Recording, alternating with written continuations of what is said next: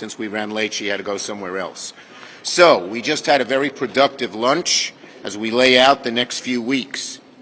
Negotiations for the year-long omnibus continue forward. Though we're working tirelessly, we need a bit more time beyond this week to get an omnibus done, avoid a needless shutdown. That said, the Senate should be prepared to pass a one-week CR this week and give negotiators more time to finish up before the holidays. An omnibus remains the best and most responsible option to ensure we have all the resources we need to serve the American people at full capacity like they deserve. And I expect an omnibus will contain priorities that both sides want, including more funding for Ukraine and the Electoral Count Act, which my colleagues in the Rules Committee have really done a very good job on. And after all the work we've done this year to pass important new bills, a long-term CR could prevent investments. Take, for instance, the PACT Act. It's a great thing. Everyone likes it. Passed with 80-some-odd votes, I think. We need to fund it. You have a CR, it won't be funded, and those veterans will be left out. Okay. So the vast majority of us don't want to see a CR, and there's absolutely no reason for it to happen. That's why the best option for American people is to proceed to an omnibus. On judges, today we hope to confirm Dana Douglas, a distinguished public servant, will serve on the Fifth Circuit. That's covering Texas, Louisiana, Mississippi. If confirmed, Judge Douglas will be the 11th black woman to serve as a circuit court judge. That's a record, far and away, for any single session of Congress. And finally, I'd remiss if I didn't bring up the history that our country will mark today. This afternoon, I will be proudly, happily, my heart full, joining President Biden as he signs the Respect for Marriage Act into law. For many Americans in same-sex marriages or one who wish to marry the person they love, today's a day of relief and joy, but also of history. Few bills have hit home for members quite like this one. Marriage equality is not just the right thing to do for America, it's personal for so many of us and our families. This is the tie I wore to my daughter's wedding to her wife. Trying to not spill anything on it, which I often do, but so far so good. And my daughter and her wife are expecting their first child, my third grandchild next spring. I want them to raise their child with all the love and security that every child deserves. Thanks to the dogged work of many of my colleagues, my grandchild will live in a world that will respect and honor their mother's marriage. And look, nothing about the respect for marriage was inevitable. On the contrary, it took a lot of faith and some risk-taking to get to this point. When I made the choice to delay, I had to rely on the better angels of human nature to say people knew this was right, and if we delayed and didn't just put down a symbolic vote, people would rise to the occasion, and praise God, they did. So, because of them and millions of Americans out there today who pushed for change, history will be made at the White House later today. Ready? Now let me call on Dick Durbin. Thanks, Chuck. Today we have approved the 97th federal judge during the Biden administration, setting a new record. 12 more judges than Trump in his first 2 years, and dramatically more than Obama in his first 2 years. You have to go back to the Clinton era to see 2 years more productive for judges. But of course, it was a different story then. Over 100 of the judges approved of the Clinton era were by voice vote. We should be so lucky. But these 97 judges are a step toward rebalancing the court, and we hope that even more will be approved this year. We also have 29 still remaining on the calendar, which we're going to do our level best to help before the end of this session, and I have 8 more ready to be reported from the committee right after the first of the year. We're taking this very seriously. We're going to rebalance the court, not just with diversity, but diversity that counts in life experience, and I think Senator Schumer pointed to that element as well.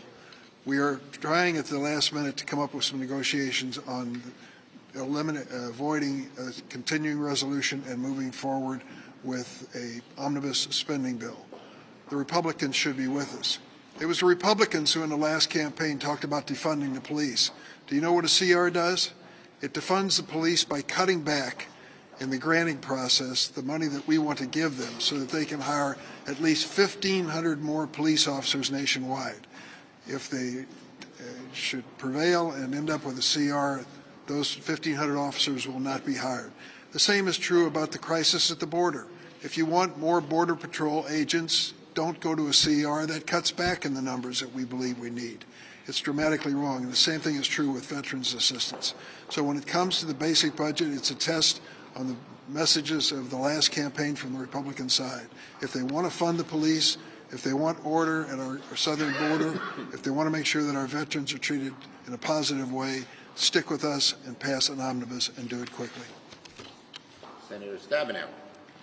Well, thank you so much. And let me first say it is very exciting to go to the White House today and be a part of this bill signing. And thanks to Senator Schumer and everyone that's been involved. One story I think that may not have yet been fully focused on is the fact when the bill was enrolled in the Senate, normally the Vice President would sign the bill. If not, the President pro tem, Senator Leahy. They both stepped back and offered Senator Tammy Baldwin the capacity to sign and enroll the bill. And I think that was a very meaning thing and an important tribute to her and to everyone who worked so hard. Let me take just a moment, step back. This is the end of the year, and just reemphasize it's been a heck of a 2 years of hard work on behalf of the Democrats in the Senate and the House working with the White House. We know that the American people deserve a government that puts their needs first, and every single day, that's what we are doing. Throughout the pandemic and beyond, we work to lower costs for families, to create better paying jobs, and build safer communities.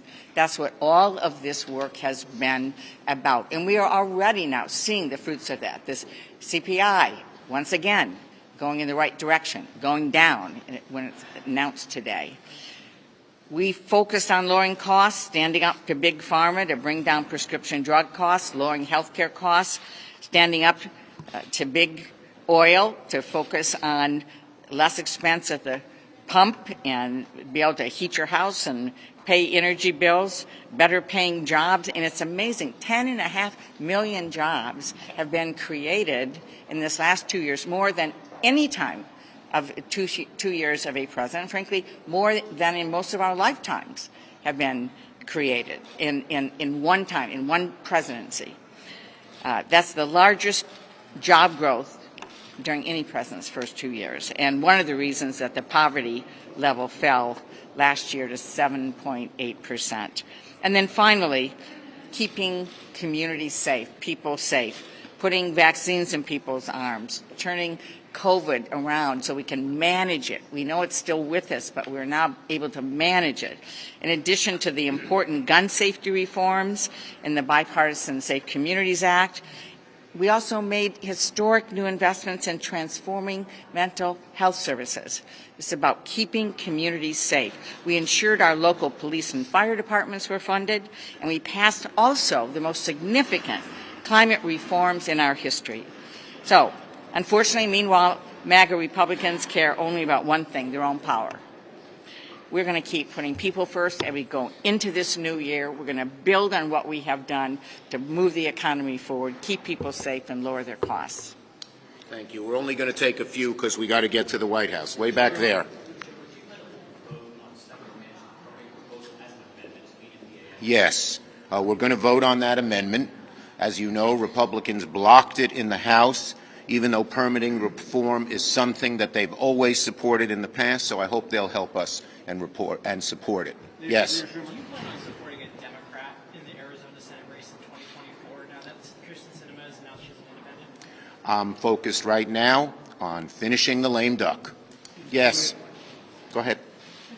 Someone says a camera, not a hand. Go ahead. Can you just talk to us, take us back to the moment you learned of her switch, and why does she get to stay on committees if she is not explicitly caucusing with Democrats? Senator Sinema asked me to keep her committees, and that keeps the Senate committees functioning in a 51-49 vein, and that's what we want to do. Yes, Bolton. On the Omnibus, Leader McConnell just said I learned the day before.